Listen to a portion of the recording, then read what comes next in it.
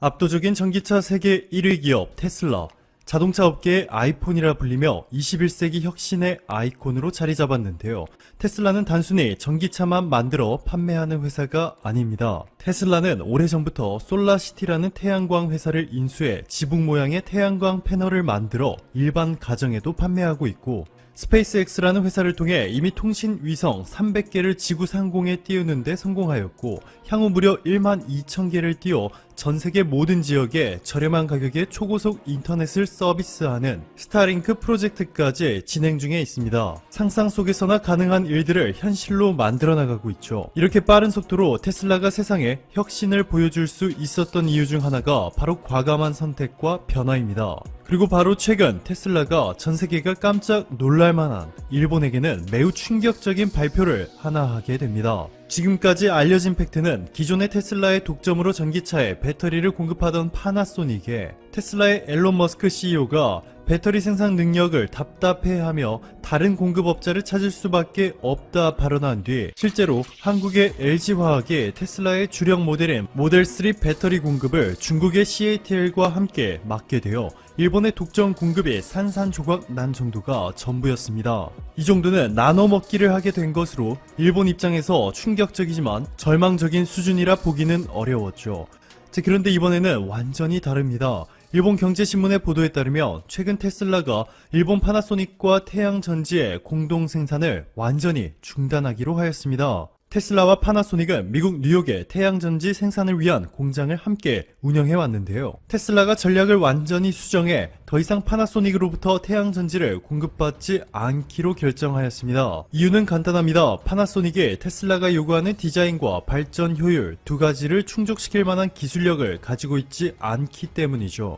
대체 에너지 중에서 가장 핵심이 바로 태양광. 태양광 셀 생산 세계 1위가 바로 한국의 하나큐셀. 세계 핵심 시장인 미국, 독일, 한국, 호주, 일본, 터키에서 모두 1위를 기록 중에 있고, 유럽 리서치 전문기관 EUPD가 무려 6년 연속으로 선정한 유럽 최고의 브랜드가 바로 하나큐셀의 태양광 제품. 이렇게 생산과 기술력 모두 한국이 일본을 완전히 압도하는 가운데 중국 기업들이 저가 공세를 펼치다 보니 일본은 이렇게 세계 1위 기업과 사업을 중단하게 되는 최악의 상황까지 직면하게 되었는데요. 반면 이 시국에도 한국의 배터리 기업들은 놀라운 수준으로 급부상하고 있습니다. 우선 지난해 5월 전세계 전기차 배터리 점유율 순위를 보시면 중국의 CATL이 전체의 4분의 1을 담당하며 압도적인 1위이고, 한국의 3대 배터리 회사 LG화학, 삼성 SDI, SK이노베이션을 모두 합해야 15%가 겨우 넘었습니다. 중국과 일본의 회사들이 싹쓸이하고 있었죠. 그런데 불과 1년도 채 지나지 않은 지금 상황이 완전히 바뀌어 버렸습니다. 시장조사 전문 회사 SNE 리서치에 따르면 올해 1월 기준 한국의 LG화학이 세계 1위였던 중국의 CATL을 제치고 점유율 22.9%를 차지하였고, 삼성 SDI는 2단계나 상승한 4위, SK이노베이션도 지난해 같은 기간보다 2배 넘게 상승하였습니다. 역사상 최초로 한국의 3대 배터리 회사들의 글로벌 합산 점유율이 30%를 넘어선 것인데요. LG화학은 앞으로 세계 1위 전기차 회사 테슬라의 주력 모델인 모델3에 배터리를 제공하게 되는 동시에 미국과 중국에서 1위를 기록 중인 미국의 제너럴 모터스와 전기차 배터리 합작 법인까지 설립하기로 하며 영향력이 비교 불가능할 정도로 막강해지고 있습니다. 메리 베라 GM 회장은 LG화학의 선도적인 배터리 기술과 GM의 완성차 제조 기술이 합쳐지면 전기차 시대로의 전환이 가속될 것 이라며 LG화학의 배터리 기술력에 칭찬을 아끼지 않았는데요. 업계에서는 글로벌 완성차 업체 최고 경영자가 공식적인 자리에서 이와 같이 특정 부품 회사를 극찬하는 것은 매우 이례적인 케이스라 평가하였습니다. 오늘도 감사합니다. 최고로 멋진 하루 보내시길 바랄게요. 수요일이죠. 화요일 하루 전 코스피가 30포인트 넘게 하락했습니다. 특히 반도체 주요 주식들 삼성전자, 하이닉스 할 것 없이 장비주, 소재주 5% 이상의 급락을 보였습니다. 시장 참가자들이 겁을 먹었죠. 그 핵심은 애플 때문이었습니다. 그래서 오늘 제목도 팀 쿡, 애플의 CEO죠. 직원들한테 보낸 메일에서 1분기 불과 몇 주 전에 4분기 실적 발표를 하면서 1분기 가이던스를 올렸었는데요. 그걸 하향했습니다. 왜냐하면 중국의 코로나 바이러스, 그 다음에 폭스콘 등 애플의 공급업체들이 생산량을 맞추는데 어려움을 겪는다는 여러 가지 이유가 있겠죠. 애플의 매출 감소, 반도체 주가의 하락을 가져올 것인가, 이게 가장 큰 관심사라 하겠습니다. 그래서 오늘 간단하게 다우지수나 나스닥 부분만 보여드리고 이 문제에 대해서 깊게 분석해 보겠습니다. 오늘 새벽 다우존스 공업지수 165포인트 하락했습니다. 그런데 나스닥은 1.57포인트 상승했습니다. 나스닥이 상승한 핵심 이유는 넷플릭스, 아마존, 테슬라가 많이 올랐기 때문입니다. 이에 대해서는 여러분들 신문만 보셔도 충분히 알 수 있기 때문에요. 이 정도만 하고 이제부터 애플 이야기 좀 해야 되겠습니다. 애플 CNBC 기사만 보더라도요. 레베뉴, 매출입니다. 즉 1분기 매출 가이던스를 경고했어요. 누가? 애플 CEO인 팀 쿡이 경고했습니다. 그 이유는 프로덕션 딜레이, 생산 차질, 그 다음에 중국의 코로나 바이러스로 인한 weak demand, 중국 수요의 감소를 예상한 거죠. 이로 인해서 애플이 1분기 매출 하락을 이제 서플라이 체인의 훼손, 그 다음에 중국의 경제의 훼손, 이 문제 때문에 구체화되는 거죠. 그런데 이게 애플로만 끝났으면 큰 문제는 없겠죠. 그런데 애플의 경고가 나오자마자 월요일은 미국장이 열리지 않았습니다. 프레지던트 할리데이라고 해서요. 열리지 않았지만 유럽 시장에서 반도체 관련 주가가 급락했죠. 그리고 이게 한국 시장에도 그대로 이어졌습니다. 애플과 반도체가 무슨 관계가 있느냐? 간단하죠. 2019년 11월부터 본격적으로 상승했던 글로벌 반도체 주식, 이건 결국 중국의 5G, 그 다음에 올해 가을에 예정인 애플 5G 스마트폰, 그 다음에 전체 글로벌 스마트폰, 5G 스마트폰의 매출 증가에 대한 예상 때문이었죠. 그런데 이게 매출이 중국 때문에 스마트폰 하락, 스마트폰의 예상만큼 판매되지 못할 것이라는 경고, 당연히 반도체 주가 하락을 이끌었고요. 반도체 주가 하락은 한국을 비롯한 주요 국가의 글로벌 지수 하락을 이끌어냈습니다. 그렇다면 먼저 확인하셔야 될 게 애플의 매출 하락, 좋아, 그건 인정할 만해. 그런데 그게 반도체와 글로벌 증시에 왜 충격을 가하고 있는지 그 관계는 먼저 좀 확인해 볼 필요가 있습니다. 왜? 이런 인과관계를 적어도 기억하고 있어야 향후 주가 흐름도 어른도 예상할 수 있기 때문입니다. 먼저 여러분께 기억을 좀 소환해야 될 것은 지난 2016년 이후 미국을 비롯한 주요 글로벌 증시의 상승 요인은, 핵심 요인은 결국 반도체 주가다. 보시는 그림의 맨 위에 파란색은 반도체 ETF SMH 상승분이고요. 밑에 빨간색은 다우존스, 그 다음에 파란색, 바로 위에 하늘색 같은 경우는 SPY라고요. 즉 S&P 500 ETF SPY입니다. 즉 지난 약 7년간 다우존스나 SPY, S&P 500이 72% 상승했을 때 무려 반도체 관련 ETF는 194% 상승했습니다. 저렇게 본격적으로 반도체가 시장을 이끌었던 건 아래 빨간 박스 보이죠? 2016년부터입니다. 2016년이 왜 저 때부터 반도체가 본격적으로 상승했느냐? 2016년에 이세돌 알파고의 바둑대전, 그 이유 때문이죠. 즉, 그 전에도 인공지능은 있었지만 인공지능이 알파고는 뭐냐? 머신러닝이죠. 기계가 스스로 학습해서 진보, 발전한다는 그 등장 이후에 인공지능이 시장의 전면에 나타났죠. 인공지능은 곧 데이터가 중요하고 데이터를 저장하는 곳은 클라우드 시스템이다. 데이터의 저장, 클라우드 시스템은 결국 반도체 기반에서 이루어진다. 그러므로 반도체 주가가 본격적으로 글로벌 증시를 상승시켰죠. 거기 앞에서 말씀드린 대로 2019년 5G 스마트폰과 반도체 2017년 이후에 다시 한번 시작되는 슈퍼사이클의 관계가 깨질 수 있다. 이런 걱정 때문이 첫 번째고요. 두 번째는 월요일에 방송에서도 언급했었죠. 미국의 채권, 안전자산으로 이야기할 수 있는 미국의 채권뿐만 아니라 미국의 빅5, 빅테크 기업 5개의 이 주식도 안전자산으로 취급하는 건 아닐까. 이게 시장에 흐르는 뭐라고 하죠?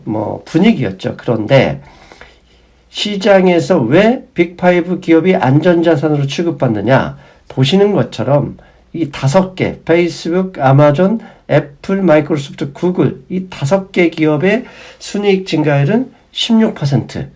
근데 5개 기업의 순이익 증가율을 빼버리면, S&P 500 기업의 순이익 증가율은 0이었습니다.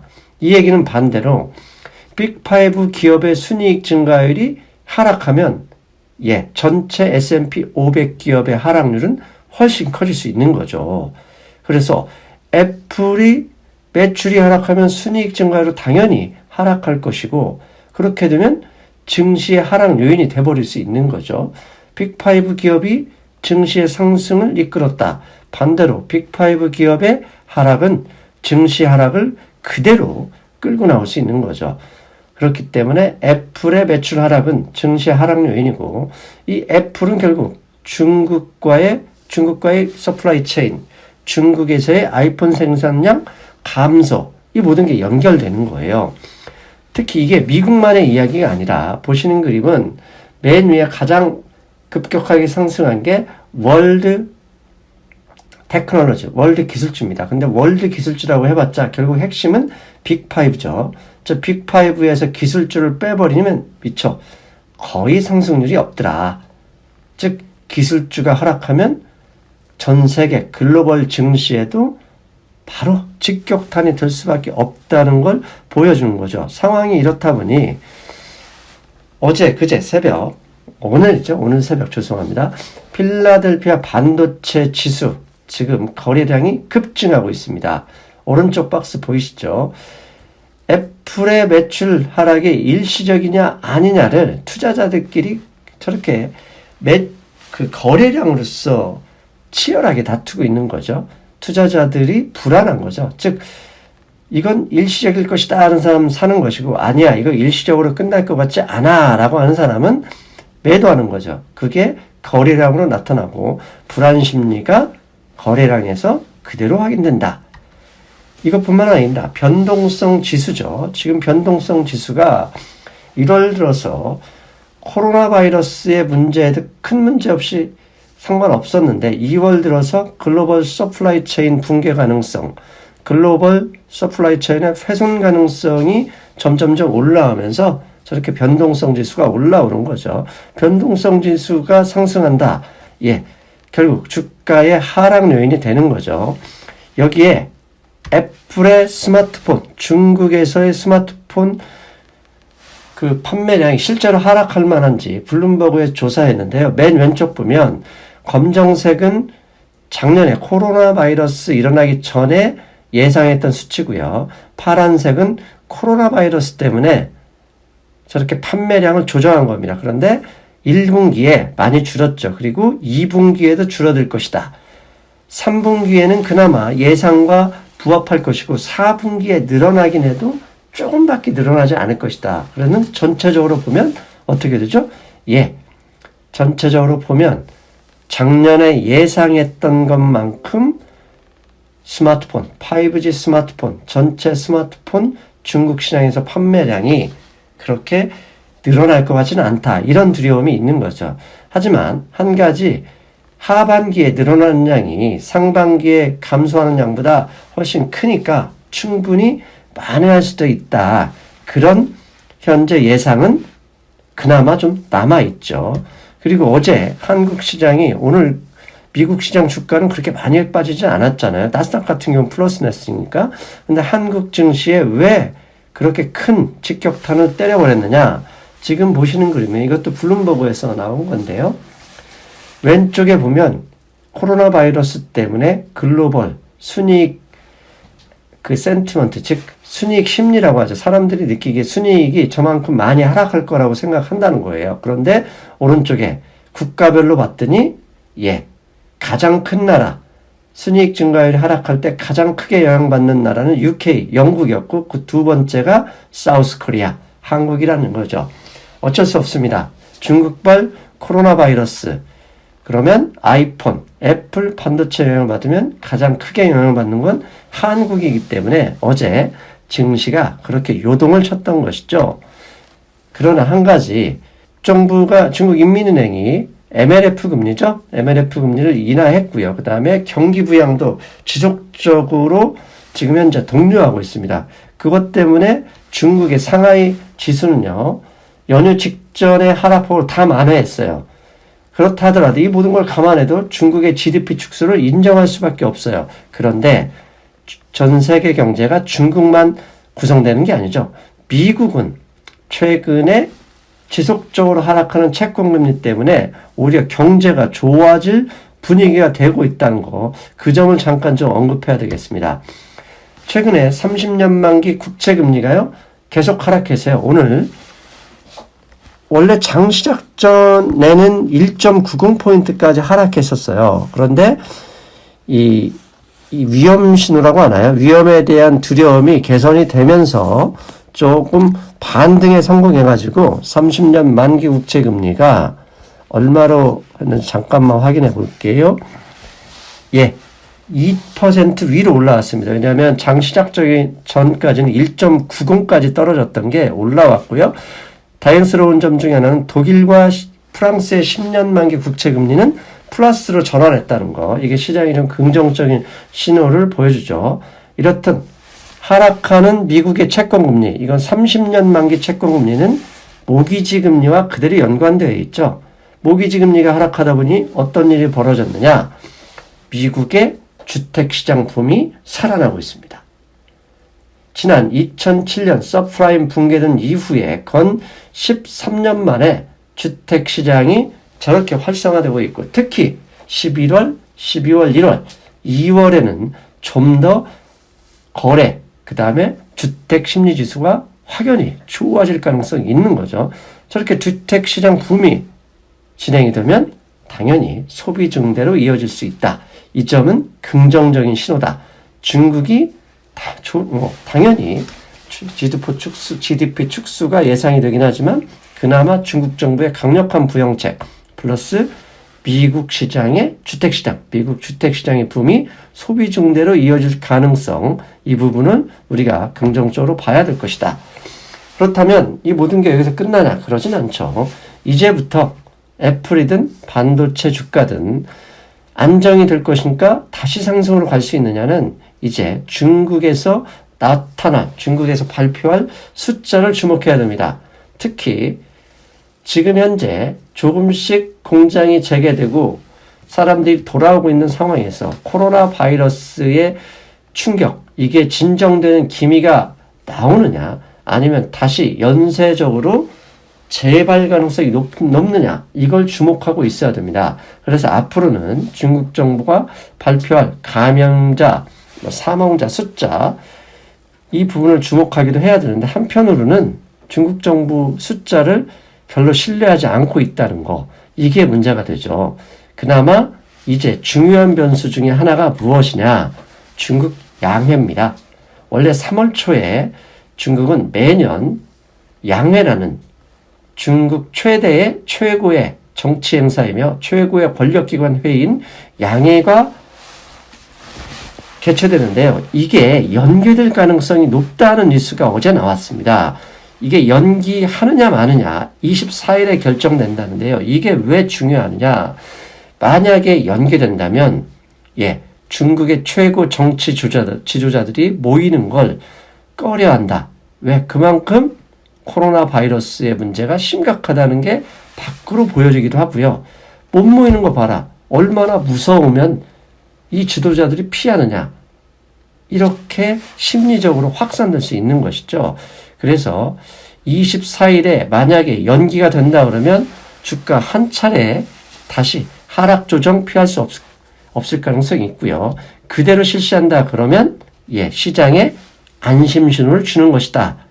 이렇게 우리가 판단할 수 있겠죠. 이 뉴스가 어제 아침에 나오면서요. 한국 시장이 급속하게 빠지기 시작했다는 점도 감안해야 될 겁니다. 그나마 이런 상황에서 금융시장에 위안을 줄 수 있는 몇 가지가 있습니다. 첫 번째는 한국에서 어제 아침에 나왔었죠. 미국 정부가 화웨이 기업의 반도체 판매를 제한하도록, 그러니까 허가받도록 규정을 강화할 가능성이 높다는 이 뉴스가 나왔어요. CNBC를 통해서 나와서 모든 앞에서 했던 뉴스들이 다 합해서 한국 증시를 억눌렀죠. 다행인 건 미국 증시, 미국 금융시장에서는 이거 가능성 낮다고 판단하고 있습니다. 특히 대선 전에는 이런 일이 벌어지기 어렵다. 트럼프 대통령이 이 뉴스에 대해서 트윗을 통해서 이야기하지 않는 걸 보니까 허가하지 않을 것이다. 이런 뉴스가 나와서 그나마 안심이 됐고요. 이걸 반영이라도 하듯이 보시는 것처럼 필라델피아 반도체 지수가 그렇게 많이 하락하진 않았습니다. 저 정도 수준이면 애플의 매출 하락 가능성 때문에 나온 것이지 화웨이를 공격한다거나 화웨이에 대한 매출 이런 규제가 실제로 있을 가능성이 높았다 그러면 더 많이 폭락했겠죠. 미국 금융시장에서는 이 뉴스는 그렇게 심각하게 취급하지 않고 있다는 점, 이게 위안거리고요. 그나마 또 하나, 어제 중국 정부가 미국산 제품에 대해서 관세 면제를 허가했다고 합니다. 즉 미국산 제품 많이 사와라. 이 얘기는 지난번 페이지 1에서 서로 약속했던 거, 코로나 바이러스로 인해서 이게 딜레이 되지 않을 가능성이 높다. 미국 정부가 원하는 거죠. 이런 두 가지 정도의 안심할 수 있는 소식이 있어서 그나마 위안이 된다. 그러므로 여러분, 제가 말씀드리는 거 항상 반도체 주가가 하락할 때는 부지런히 분할 매수로 접근해야 된다. 왜?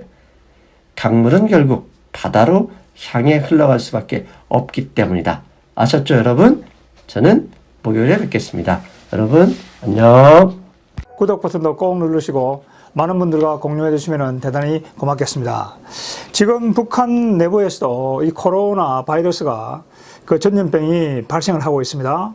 그런데 지금 북한 내부의 상황은 우리보다 더욱더 심각할 것이다. 우리가 이렇게 봐야 되겠죠. 왜냐하면은 만약에 이 우한 폐렴이 북한 군에 전반적으로 크게 확산이 된다고 할 경우에는 북한 내부에서 여기에 불만을 품은 세력들이 김정은 정권에 대해서 이 쿠데타를 일으킬 가능성도 굉장히 높습니다. 그러니까 북한의 군에 지금 전염병이 확산이 된다고 할 경우에는 그것은 군사력의 약화를 가져올 뿐만이 아니고 김정은 체제를 근본적으로 뒤흔들 수 있다. 자, 그리고 나아가서 이 북한의 이 우한 폐렴이 군뿐만이 아니고 지금 민간 차원에서는 많은 사람들이 지금 거기에 감염됐다는 게 확인이 되고 있죠.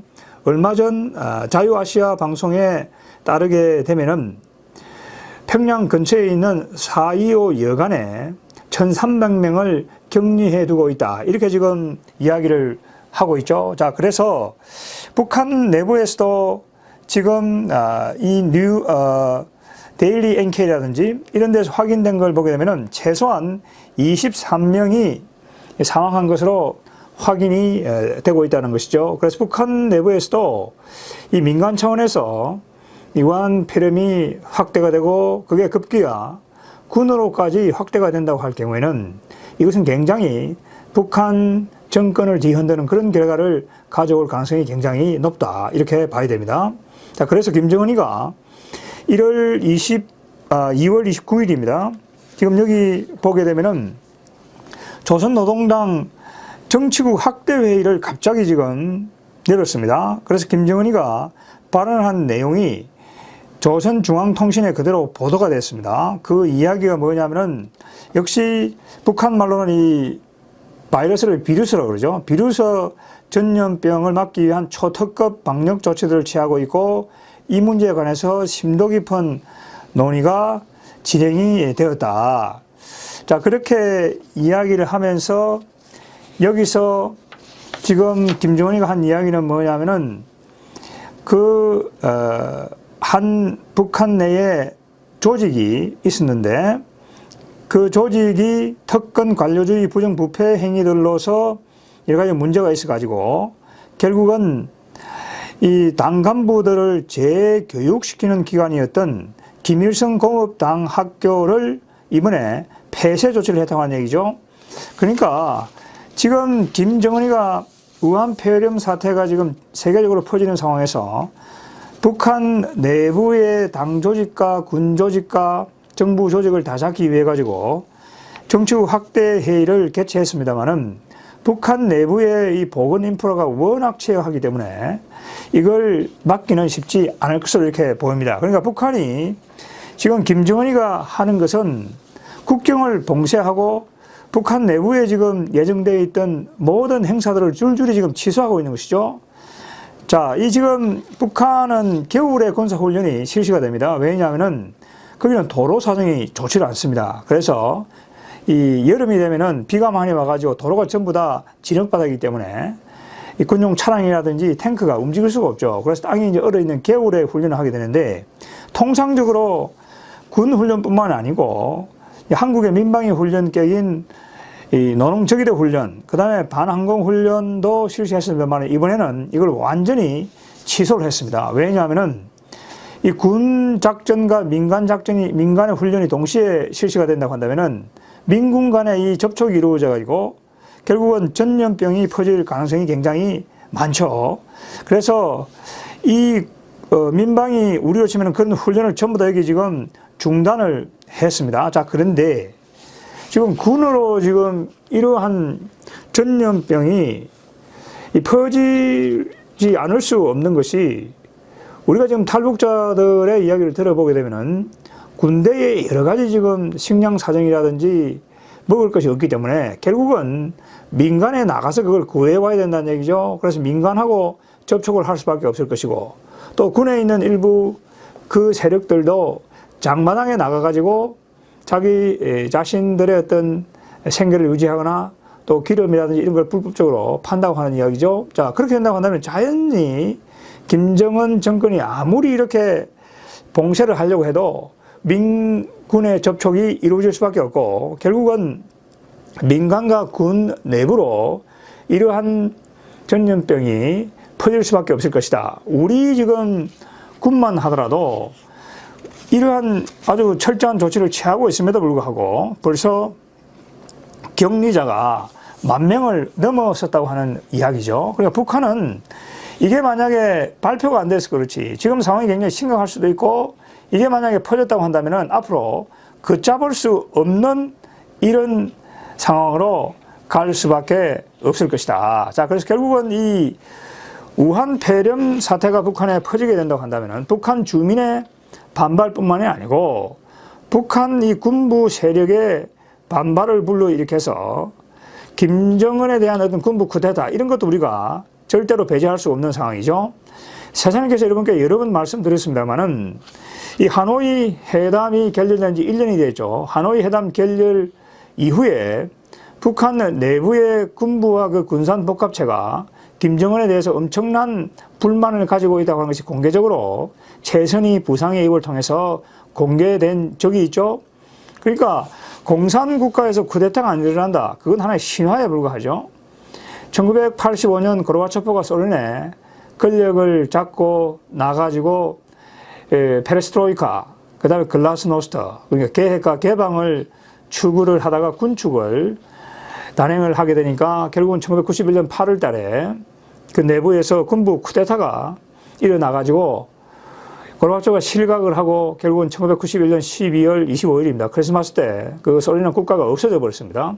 자, 그래서 결국은 소련 내부 공산국가에서도 언제든지 말이죠. 사태가 악화가 되면은 군부 쿠데타, 군의 반란이 일어날 수 있다고 하는 얘기죠. 그 소련의 경우에는 1986년 체르노빌 원자력 발전소가 폭발을 해버렸습니다.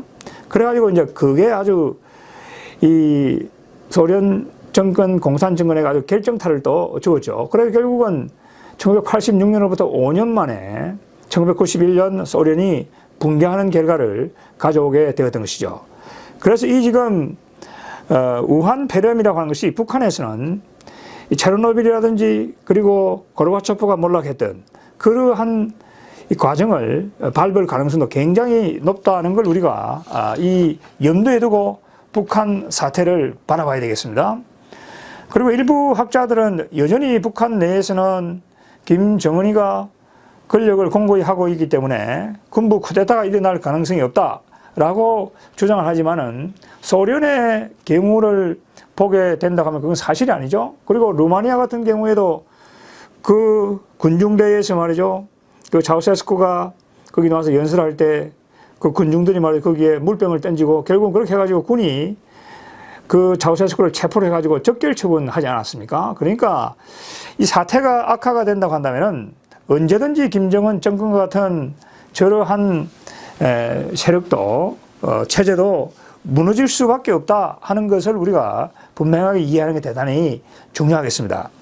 자, 이와 관련해서 오늘 제가 또 한 가지 더 소개해 드리고 싶은 것은 2월 29일 중앙일보에 존 에버라드 전 북한 주재 영국 대사가 아주 중요한 칼럼을 실었습니다. 그래서 제가 지금 말씀드린 그런 취지의 내용입니다. 제목이 뭐냐면은 북한의 코로나19가 퍼지게 되면은 체제 위기 맞을 수도 있다. 이런 지금 제목의 칼럼입니다. 아주 잘 쓴 칼럼이죠. 이 존 에버라드 전 대사는 2006년부터 2008년까지 평양 대사를 역임을 했습니다. 그래서 책도 많이 냈습니다. 북한 관련 책도 많이 내고 칼럼도 지금 꾸준히 쓰고 있고 자전거를 타고 북한 전 지역을 구석구석을 돌아본 그러한 아주 맴되지 않는 외교관입니다. 아주 이 분석력도 뛰어난 그러한 지금 외교관입니다. 그래서 이 에버라드 대사가 여기서 하는 이야기를 보게 되면은 북한에 지금 확진자가 없다고 하는 북한 정권의 그 공식적인 발표는 믿을 수가 없다. 자, 그러니까 이 대사는 지금 세 가지 이유를 들고 있죠. 자, 첫째, 감염 사례가 있는데 모르고 있을 수가 있죠. 자, 두 번째로 북한의 경우에는 북한 지방 지역의 관리들이 이 발병 사실을 은폐하고 중앙에 보고하지 않을 수 있기 때문이라고 하는 겁니다. 이건 똑같습니다. 공산 정권에서 항상 나타나는 문제인 것이죠. 우한 폐렴도 지방에서 그 사태가 발생을 했는데 그 성에 그 석이라든지 관료들이 그걸 중앙에 보고를 하지 않은 것이죠. 그 중앙에 보고를 했다고 하더라도 그걸 또 중앙이 또 감추게 되죠. 그러니까 이러한 어떤 거짓말, 이것이 아주 일상화되어 있는 것이 북한 정권이고 그 공산 정권이라는 걸 알 수가 있죠.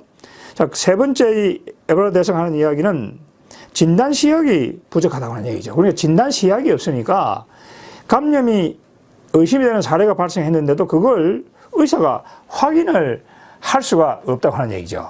그래서 지금 최근 이 언론 보도를 보게 되면은 이 조선일보 보도를 보게 되면은 평양에서 코로나 확진자가 이제 다수 발생한 것이 일부 확인된다고 하는 것은 이 소식통이 북한이 2월 초부터 중국과 러시아에서 진단 키트와 그걸 지원을 받아가지고 평양 중심으로 검사를 진행을 해가지고 양성 반응 환자가 무더기로 지금 나왔다고 하는 겁니다. 이게 이제 비공식적으로 확인이 되고 있는 것이죠. 이제 그만큼 북한 이 정권 내부의 지금 사정이 거짓말을 하고 있지만은 상당히 심각한 수준에 이르렀다. 우리가 이렇게 봐야 될 겁니다. 자, 그 다음에 지금 여기 북한 주민들이 이러한 무한 팬데믹 급속하게 확산되고 그것이 확산됐을 경우에 주민이 됐든 군인이 됐든 그 사망할 가능성, 치사율이 굉장히 높을 것으로 에버라드 대사가 내다보고 있습니다. 첫째 뭐냐면은 북한 주민들이 만성적인 영양실조에 걸려 있죠. 그래서 면역력이 굉장히 약하다고 하는 얘기죠. 그다음 북한 주민들은 두 번째 의료품이 부족하죠. 세상에서 이렇게 말씀드렸던 것처럼 지금 장마당에서 중국산 해열제도 살 수 없는 그런 상황이라고 하는 것이죠. 그래서 이 격리시설이 매우 낙후되어 있다 하는 것이죠. 지금 조금 전에 말씀드린 이 평양 사동구역에 있는 그 미림동, 다른 말로 이제 미림벌이죠. 거기에 있는 4.25 여관에 1,300명이 격리되어 있지만은 그것은 완전히 말이죠. 그냥 격리 시설일 것이고 굉장히 열악하다 하는 걸 우리가 알 수가 있겠죠. 한국에서 우리 이제 그 확진자들이 치료를 받는 그런 여건과는 완전히 다르다 이렇게 우리가 봐야 됩니다. 자, 그래서 이 에버라드 대사가 확인한 바에 따르게 되면은 이 북한 내에 있는 그 외교관들이죠. 그러니까 본국에서 돌아왔거나 평양으로, 그 다음에 중국에서 들어온 그 다른 외국의 외교관들을 말이죠. 이 장기간 격리를 해놨다는 얘기죠. 그런데 그 격리를 해놨는데 보게 되니까 그 격리한 외교관들이 격리되어 있는 그 시설에도 온수가 나오지 않고 차가운 방에 격리가 되어 있어가지고 그 외국 국가들이 정식으로 북한 정권에 항의를 했다고 하는 얘기죠. 그러니까 외교관들을 이렇게 다룰 정도면은 여기 지금 4.25 여관에 혹은 다른 격리시설에 거기에 두어져 있는 북한 주민들의 그 대우라고 하는 것은 그건 상상하기 어렵다고 하는 얘기죠. 자, 그래서 이런 걸 본다고 한다면은 에버라드 대사는 북한 내부에 이 지금 우한 폐렴 사태가 급속하게 지금 퍼질 것이다 이렇게 지금 보고 있고, 자, 이런 지금 북한이 이러한 아주 열악한 보건 인프라를 가지게 된 이유를 일부 전문가들은 어떻게 이야기하느냐 하면은 이 세계적으로 유엔과 국제사회가 북한에 대해서 대북 제재를 가하고 있기 때문에 북한이 그런 지금 보건 인프라가 취약하다 이렇게 지금 주장을 하고 있죠. 그런데 여기 에버라드 대사가 여기서 이런 주장의 반론을 패기로 어떻게 되냐면은 자기가 2006년부터 2008년까지 그 북한에 근무를 하고 그 다음에 북한을 곳곳에 돌아봤는데 그거는 북한의 제재가 이 실행되기 전부터 북한의 의료 체계는 이미 완전히 붕괴되어 있다는 하는 얘기죠. 이건 탈북자들의 주장과 거의 일치하는 내용입니다. 자, 그래서 에버라드 대사가 자기 2009년의 경험을 여기서 칼럼에서 이야기해주고 있습니다. 자기가 2009년에 들러 어느 시골에 약국에는 약사가 환자에게 줄 약품이 전혀 없었다고 하는 것.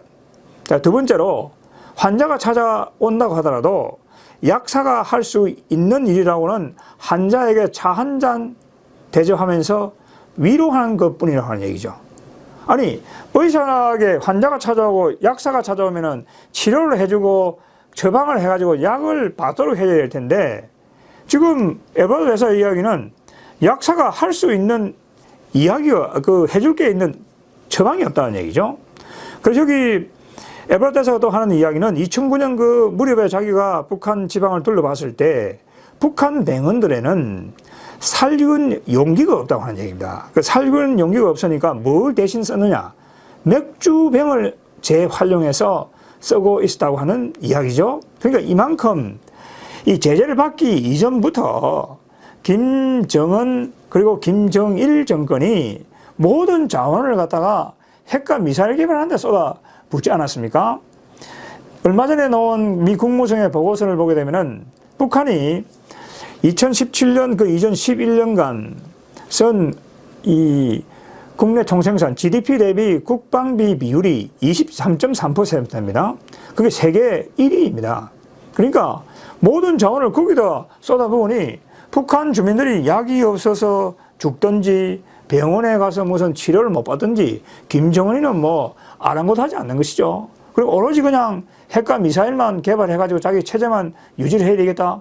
그런데 그렇게 하다가 보니까 제재를 더 받게 되고 또 지금 이런 상황에서 나라의 그 인프라가 완전히 무너지게 되는 것이죠. 그래서 결국은 이 에버라드 대사가 하는 이야기는 우한 폐렴과 같은 전염병의 발병이라고 하는 것은 외부에서 볼 때 인도주의적인 어떤 심각한 문제를 이야기할 수 있지만은 동시에 이 체제 위기, 정권의 붕괴로 이어질 수 있는 정치적인 문제를 이야기할 수 있다. 이렇게 지금 이야기를 하고 있는 것이죠. 그러니까 결국은 이러한 전염병이 퍼져가지고 약도 없고 사람들이 죽어 나가는 걸 본다고 하면은 북한 주민들이 크게 붕괴할 수밖에 없다. 자, 이게 이제 제가 보기에는 군까지 이렇게 전파가 돼가지고 군에서도 사망자가 나오기 시작하고 거기에 대해서 아무런 김정은 정권이 대책을 못 내놓는다. 자, 그렇게 할 경우는 군이 결국은 분노할 수밖에 없는 것이죠. 그렇게 해서 결국은 그것도 군부 쿠데타를 일으킬 가능성도 배제할 수 없다.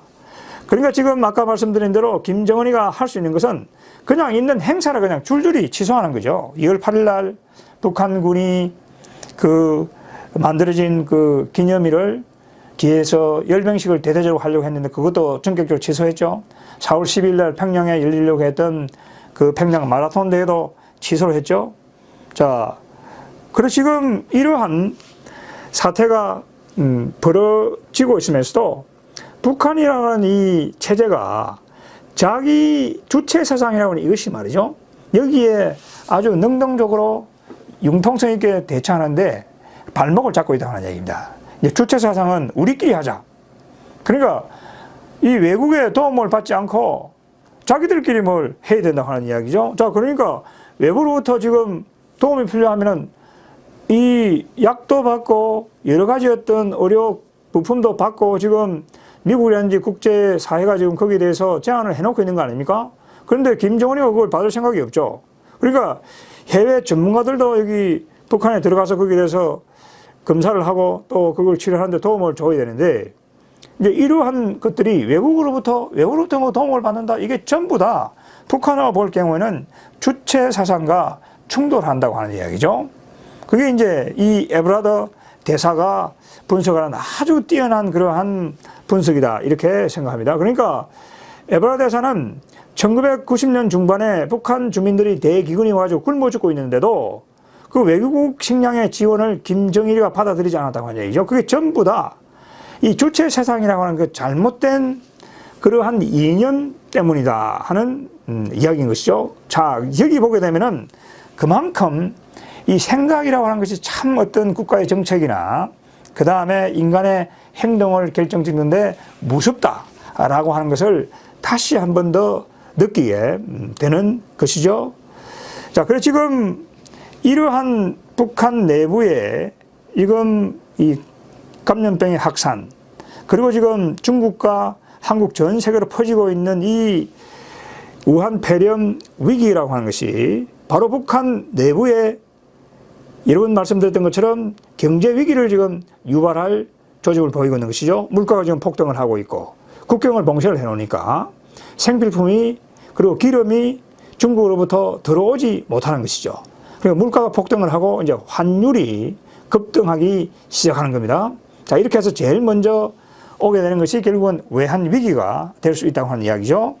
그러니까 이 물품을 수입을 하지 않으니까 결국은 밀무역도 할 수 없고 장마당에서도 이 물건이 제대로 공급이 되지 않기 때문에 북한 주민들의 생활이 점점 더 어려워지게 된다 하는 이 결론에 우리가 도달할 수 있는 것이죠. 그래서 결국은 이 경제 위기마저 겹치게 됨으로 해서 이것이 우한 폐렴 사태와 겹쳐지면서 이중적으로 김정은 정권에 충격을 줄 가능성이 굉장히 높다라고 하는 사실을 우리가 알 수가 있는 것입니다.